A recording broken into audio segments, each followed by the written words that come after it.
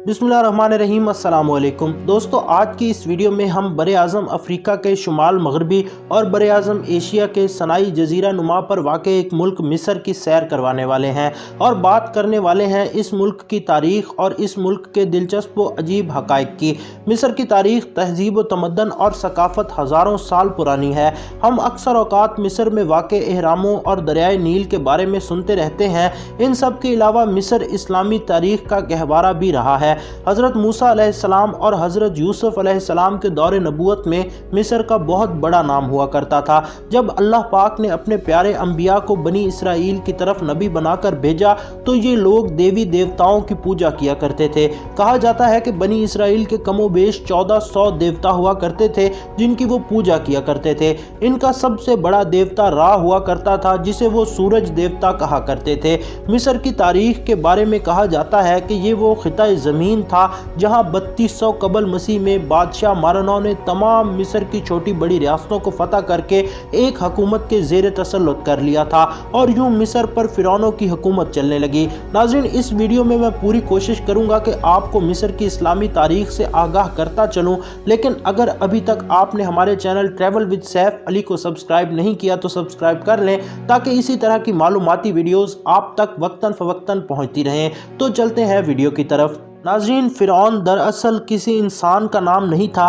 फ़िरौन मिस्र में हुकूमत करने वाले बादशाहों को कहा जाता था, बिल्कुल वैसे ही जैसे हिंदुस्तान में बादशाह हुआ करते थे। चीन में हुक्मरानों को खाकान और रूस में ज़ार और रोम में कैसर जबकि ईरान में किसरा कहा जाता था। मिस्र के इन बादशाहों यानी फ़िरौनों और उस वक्त के लोगों का ख्याल था कि एक ऐसा वक्त भी आएगा जब वो दोबारा ज़िंदा होकर अपनी ज़िंदगियाँ गुजारेंगे। इसी मकसद के लिए फ़िरौनों ने कई अहराम तामीर करवाए जहां वो अपनी ममीज़ को महफूज कर लिया करते थे।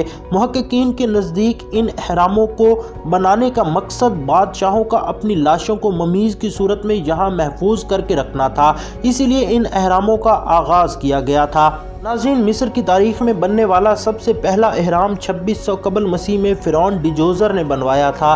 चंद सालों बाद मिस्र के अगले फ़िरौन ने गीज़ा का अजीम व शान एहराम तामीर करवाया। इस एहराम की तामीर में कमोबेश 20 साल लगे थे, जिसमें 20 लाख से ज़ायद चूने और पत्थर के ब्लॉक्स का इस्तेमाल किया गया था। इस फ़िरौन को तारीख़ खूफू के नाम से जानती है। यही वजह है कि इस एहराम को हरम खूफू भी कहा जाता है। इस बादशाह ने 2589 कबल मसीह तक मिस्र में हुक्मरानी की। सिर्फ मिस्र ही नहीं बल्कि उर्दन और शाम के ज़्यादातर इलाके इन्हीं के कब्ज़े में हुआ करते थे। मिस्र के बादशाहों ने इस सल्तनत को बढ़ाने के लिए अफ्रीका और अरब के काफ़ी ममालिक को अपने कब्ज़े में ले लिया और ताकतवर बनते गए। इन बादशाहों ने अल्लाह पाक के अहकामात की नाफरमानियाँ की और अपने आप को ही सब कुछ समझने लगे। यही वजह थी कि अल्लाह पाक ने सैकड़ों अंबिया को सिर्फ इसी कौम पर माबूस फरमाया और फिर वो वक्त आया जब अल्लाह पाक ने हज़रत मूसा अलैहिस्सलाम को इस कौम पर माबूस फरमाया। उस वक्त मिस्र के 19वीं शाही खानदान के तीसरे फ़िरौन रामेसेस III का दौर हुकूमत था, यानी ये वो बादशाह था जिसके दौर हुकूमत में हज़रत मूसा अलैहिस्सलाम की पैदाइश हुई और इसी बादशाह के घर में अल्लाह के हुक्म से हज़रत मूसा अलैहिस्सलाम की परवरिश भी हुई। नाज़रीन, इसी बादशाह के दौर हुकूमत में ही बादशाहत उसने अपने बेटे मनिफ्ता को सौंप दी। यही वो बादशाह था जो हज़रत मूसा अलैहिस्सलाम का पीछा कर रहा था। जब हज़रत मूसा अलैहिस्सलाम और अहले ईमान के लिए अल्लाह पाक ने बहरा कुलज़म को 2 हिस्सों में तकसीम कर दिया, जब फ़िरौन अपने साथियों के हमरा समंदर में बने इस रास्ते के बीचों बीच पहुंच गया तो अल्लाह पाक ने समंदर को हुक्म दिया कि मिल जा, तो वो मिल गया और फ़िरौन अपने साथियों के हमरा इसी समंदर में गर्क हो गया।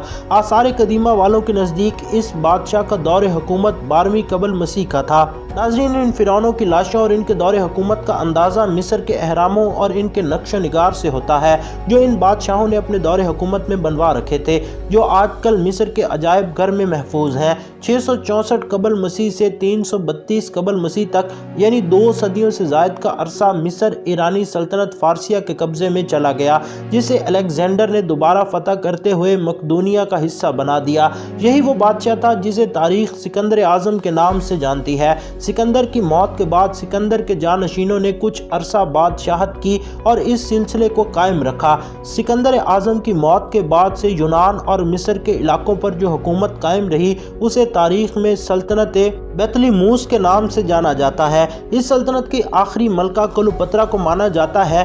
یہی وہ ملکہ تھی جس کے قصے، کہانیاں افسانوی ڈراموں، فلموں اور کتابوں میں آج بھی پائے جاتے ہیں۔ کلیوپاترا مصر کی وہ شہرہ آفاق فرعون ملکہ تھی جس کے ہوش ربا حسن اور قیمت خیز جوانی نے سلطنت روم کے نامور جرنیلوں کو خاک و خون میں رنگ کر عظیم الشان سلطنتوں کو ہمیشہ کے لیے صفحہ ہستی سے مٹا دیا۔ قدرت نے اس فرعون ملکہ کو دلکش حسن اور جادوئی شخصیت سے نوازا تھا، لیکن افسوس کہ وہ اس حسن کی قیمت وصول کرتے ہوئے خود نیلامی کی سولی پر چڑھ کر ایک ناقابل فراموش داستان عشق میں بے وفا بن کر تاریخ میں ہمیشہ کے لیے امر ہو گئی۔ ناظرین، اگر آپ ملکہ کلیوپاترا کے بارے میں مزید جاننا چاہتے ہیں تو کمنٹ کر کے ضرور بتائیے گا۔ میں آپ کو اپنے دوسرے چینل ہسٹری وتھ سیف پر اس کے متعلق تفصیلی ویڈیو بنا کر آپ کی خدمت میں ضرور پیش کروں گا، جہاں پہلے سے ہی بہت سی اسلامی معلومات پر مبنی ویڈیوز اپلوڈ ہو چکی ہیں۔ اگر آپ دیکھنا چاہتے ہیں تو میرا دوسرا چینل ہسٹری وتھ سیف کو سرچ کر کے وہ ویڈیوز دیکھ سکتے ہیں، اور اس چینل کا لنک میں آپ کو ڈسکرپشن میں دے دوں گا۔ ناظرین، کلیوپاترا کی زندگی کے خاتمے اور اگسطس کی جیت کے ساتھ ہی مصر میں رومی سلطنت کے ایک نئے دور کا آغاز ہوا۔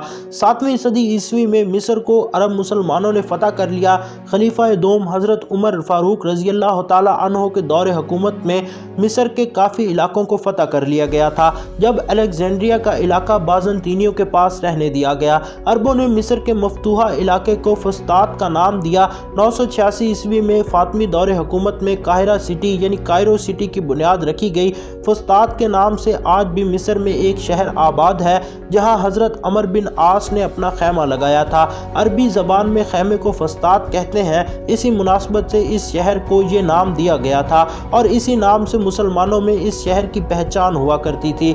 1517 عیسوی میں ترک مسلمانوں نے مصر پر قبضہ جما لیا۔ سلطنت عثمانیہ کا حصہ بننے کے بعد عثمانیوں نے مصر کو عثمانی سلطنت کے صوبے کا درجہ دے دیا تھا، مگر مصر آخری وقت تک عثمانیوں کے لیے سب سے مشکل کنٹرول ہونے والا صوبہ رہا ہے، جہاں عثمانیوں سے زیادہ سلطنت مملوک کا حکم چلتا رہا۔ 1798 میں نپولین بوناپارٹ نے مصر کے کافی حصوں پر حملے کیے اور مصر کو فرانسیسی حکومت کے متحد کرنے کی بہت کوششیں کی، مگر ان کی کوششوں کو حکومت برطانیہ نے ناکام بنا دیا اور خود ہی اس ملک پر قابض ہونے لگے۔ اب ایک طرف برطانوی راج، دوسری طرف عثمانی حکومت، جبکہ تیسری طرف مملوک سلطنت اس ملک پر حکمرانی کے خواب سجانے لگی، لیکن اس ملک میں اندرونی طور پر محمد علی پاشا کے خاندان کا راج قائم ہو چکا تھا، جو البانیہ اور عثمانی حکومت کے ایک سپہ سالار تھے۔ 28 فروری 1922 میں اسی خاندان نے حکومت برطانیہ کے قبضے کو ماننے سے انکار کر دیا اور واضح طور پر یہ اعلان کیا کہ مصر ایک آزاد اور خود مختار ملک ہے۔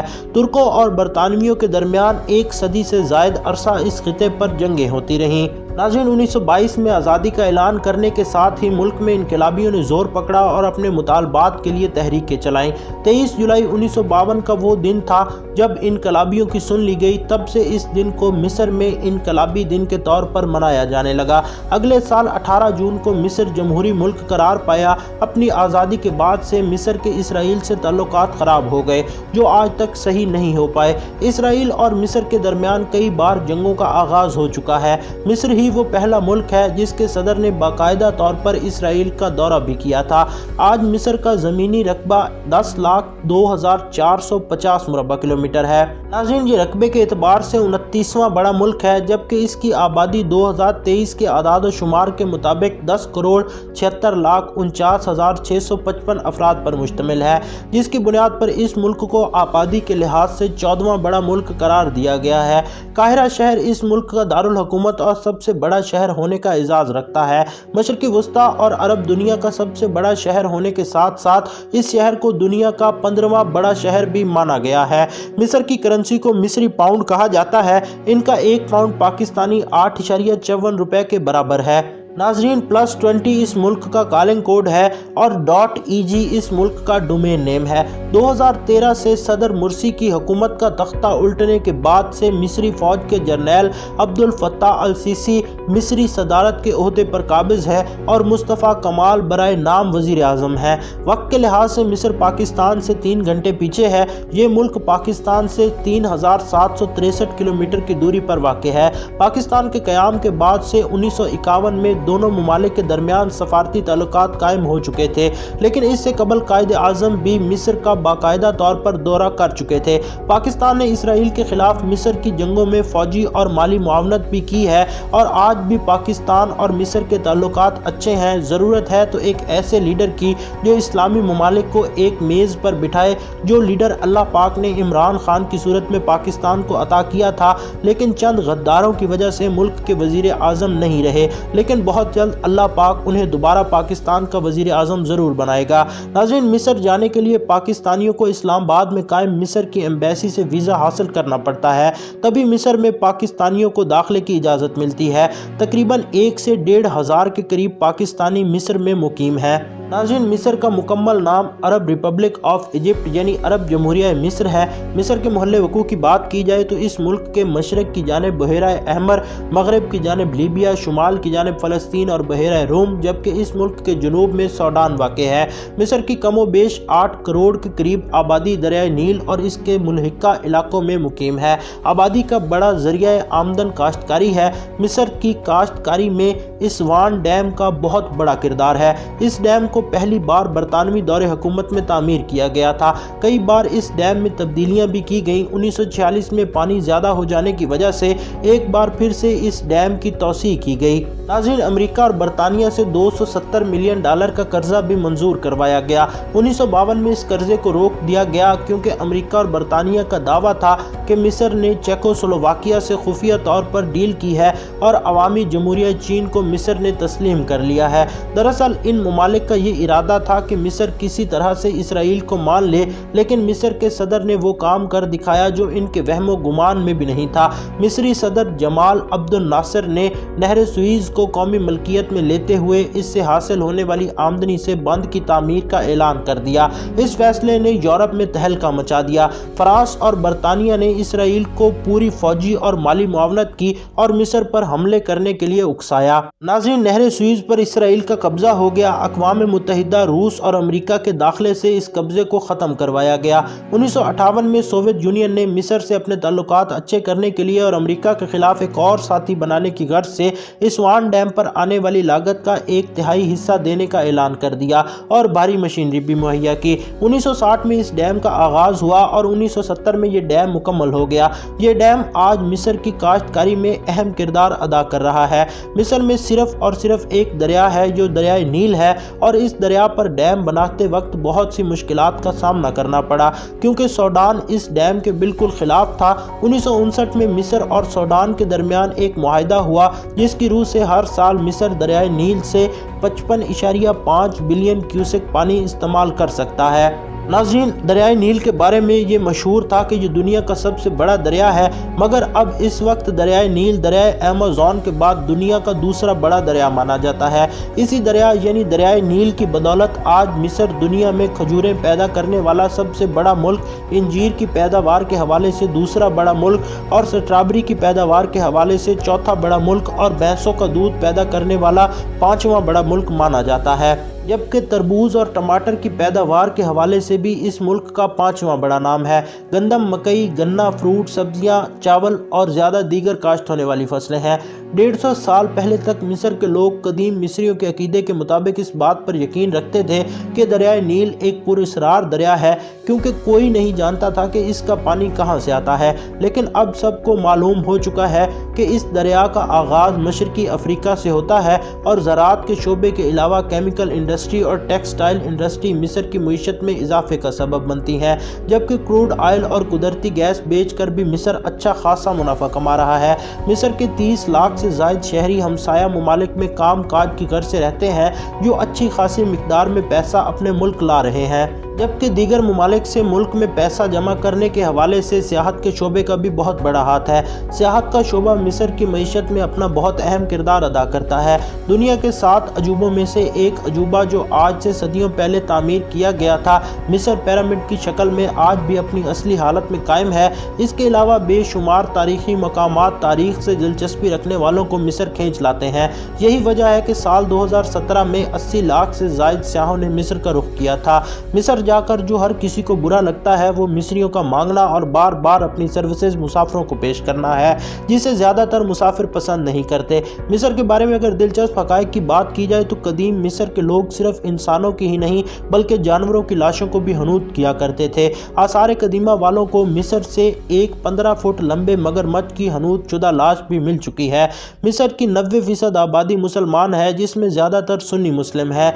9% आबादी किप्ती मसीही और इस मुल्क में मुकीम है, जबकि 1% दीगर मज़ाहिब के लोग और मसीहत की दूसरी किस्में आबाद हैं। अरबी इस मुल्क की कौमी ज़बान है। मिस्र में अरबी की 10 अक़साम बोली जाती हैं, जबकि यूनानी, आर्मीनियाई, बीजासपुरी और दूसरी ज़बानें भी बोली जाती हैं। इंसानों की औसतन उम्र इस मुल्क में 69 साल के लगभग है। तालीम की शरह इस मुल्क में 76% है। फुटबॉल इस मुल्क की कौमी और सबसे मकबूल खेल है। स्क्वैश, टेनिस और दीगर खेल भी इस मुल्क में काफ़ी तादाद में खेले जाते हैं। मिस्र ने अब तक 4 नोबल प्राइज़ अपने नाम कर रखे हैं। मिस्र का झंडा 3 मुल्कों के झंडों से मुमासलत रखता है, जिनमें शाम, इराक और यमन शामिल हैं। नाज़रीन, बाज़ इस मुल्क का कौमी परिंदा है। आप बाज़ को मिस्र के कौमी परचम और आर्मी के लोगों की वर्दियों पर भी देख सकते हैं।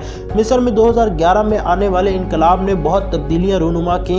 इन तब्दीलियों की एक वजह एक तरह से फेसबुक को भी माना जाता है।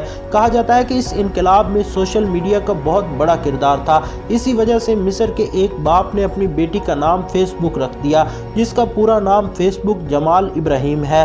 मिस्र अरबों की आबादी वाला सबसे बड़ा मुल्क है। कमल का फूल इस मुल्क का कौमी फूल है। इंजीर का दरख्त इस मुल्क का कौमी दरख्त है। मिस्र अफ्रीका का दूसरा बड़ा मुल्क है। मिस्र का 90% रकबा सहराओं पर मुश्तमिल है। मिस्र की आमदनी का एक बड़ा हिस्सा ज़राअत के शोबे से आता है, मगर इस मुल्क में ज़राअत के शोबे से सिर्फ 30% आबादी ही मुंसलिक है, जबकि 15% सियाहत के शोबे से जुड़ी हुई है। मूवी इंडस्ट्री के हवाले से मिस्र अरब दुनिया का पहला मुल्क था जहाँ सबसे पहले इस सनत की तरफ सरकारी सतह पर जोर दिया गया था। मिस्र के टीवी चैनल्स पर हुकूमत की इजाज़त के बगैर कोई भी प्रोग्राम नशर नहीं हो सकता।